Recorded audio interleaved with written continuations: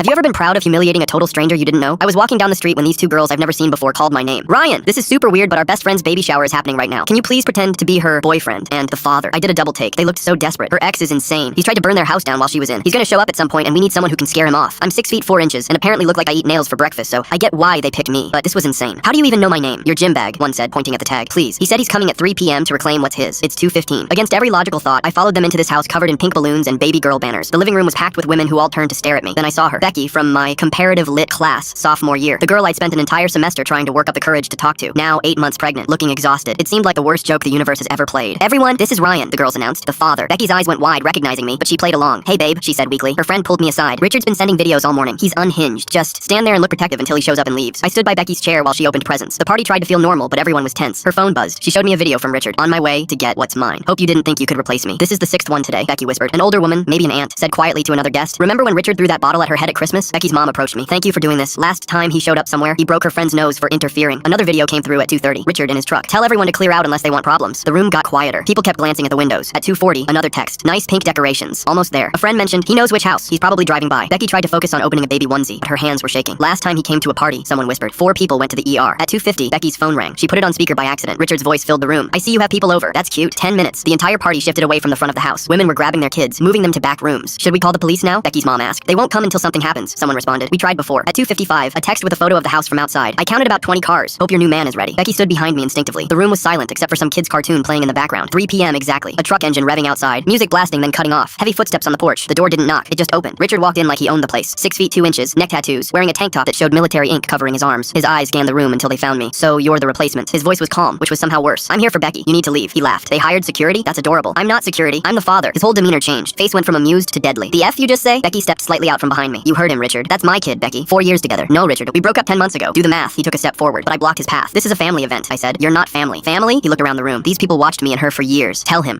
whose baby that is. Becky's mom's voice was steel. Someone who isn't welcome in my home. Richard's face went red. You old bitch. I stepped directly in front of him. Watch your mouth. He looked up at me, really seeing the size difference for the first time. You think being tall means crap? I've killed bigger men than you overseas, and I'm supposed to be impressed? Richard, Becky said, voice stronger now. You got the DNA test results. You know it's not yours. Those tests can be faked. Then take another one, I said, through the court. But today, you leave. He looked around. 20 phones pointed at him. One of Becky's friend holding the golf club. Me blocking his path to Becky. This isn't over, he said, backing toward the door. Not even close. He pointed at me. I'll find out everything about you. Good luck with that. He slammed the door so hard a picture fell off the wall. Everyone started breathing again. Becky collapsed into a chair. Thank you, she whispered to me. You don't know what you just did. Her mom was crying with relief. He actually left. He never just leaves. We tried to resume the party, but everyone was still shaken. Becky opened a few more gifts half-heartedly. About 20 minutes later, I walked Becky to my car to grab something. We found all 4 tires slashed. Oh my god, Becky gasped. Then her phone buzzed. A text from Richard with a photo of my license plate. Ryan, Berkeley graduate, 3712 Pine Avenue, apartment 6C. See you soon, hero. My blood went cold. He had my address. Full story on channel, link below.